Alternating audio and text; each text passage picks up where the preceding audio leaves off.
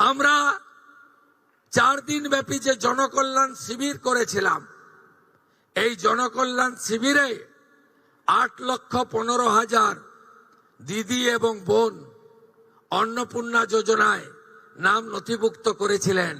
খুশির খবর, আজকে যাদেরকে টাকা ট্রান্সফার হলো তাদের মধ্যে জনকল্যাণ শিবিরে আসা 8,15,000 প্রত্যেকেই তাদের অ্যাকাউন্টে টাকা পেলেন।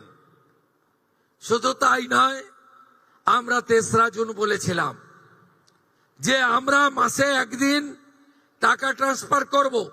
এই ধরনের বড় অনুষ্ঠান হবে না, কিন্তু প্রত্যেক মাসেই আপনারা টাকা পেয়ে যাবেন অ্যাকাউন্টে।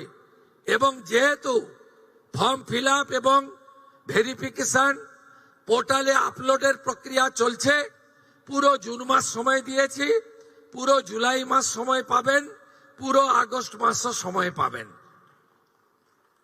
অতএব একটা স্বচ্ছতার ভিত্তিতে আমরা কখনই বলি না যে বিজেপির টাকা, আমরা কখনোই বলি না মুখ্যমন্ত্রীর ব্যক্তিগত টাকা, আমরা কখনোই বলি না প্রধানমন্ত্রীর ব্যক্তিগত টাকা, আমরা বলি সরকারি টাকা, সরকারি প্রকল্প, যারা যোগ্য তারা পাবেন।